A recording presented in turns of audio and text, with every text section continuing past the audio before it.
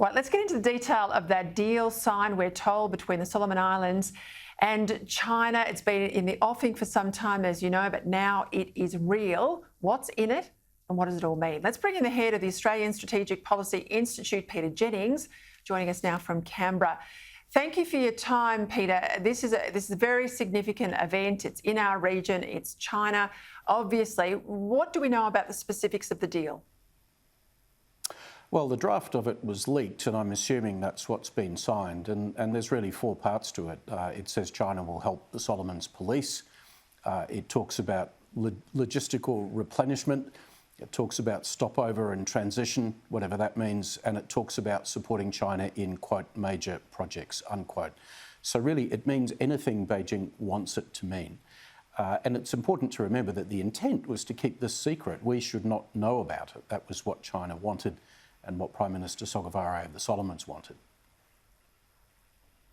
Did Australia drop the ball here, as Labor argued today?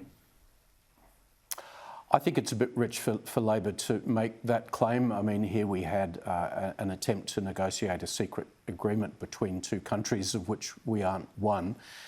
There's a longer-term problem, which both Labor and the government can share if they like, and that's 20 years of underinvestment in the South Pacific. 20 years of thinking that we have more influence than we really do, and a failure to spend as much as we should because we like our security on the cheap. There's bipartisan ownership of those problems. But I think to criticise this government, rather than to actually criticise the Chinese government for what really was an act of international bastardry, that's a misplacement.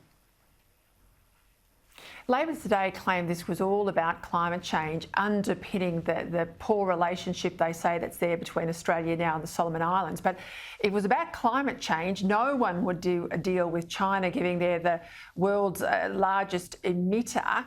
This is more about a payoff to cronies inside the Solomon Islands leadership, isn't it? That's how it's worked before in the Pacific. That's absolutely right. It's got nothing to do with climate change at all.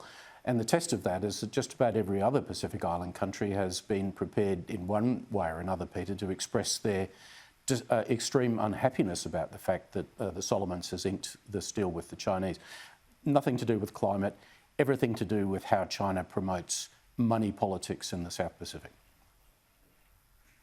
I don't think Marise Payne should stay as Foreign Minister if the Morrison government is returned. I think she's got a good intellect, but I think she's patently underwhelming. Penny Wong called her passive today. I call her missing in action. What do you think?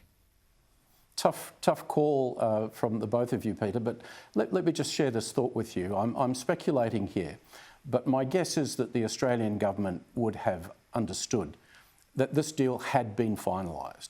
They knew that probably from the moment that the leaked draft became apparent.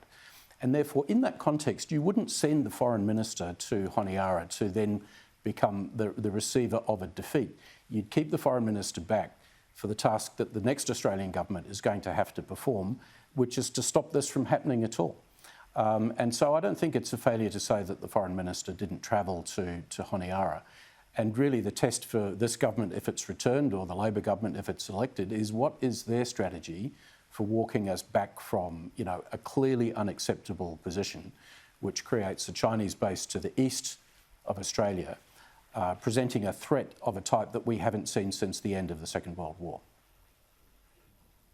Peter Jennings, thank you for your time. Executive Director there of the Australian Strategic Policy Institute.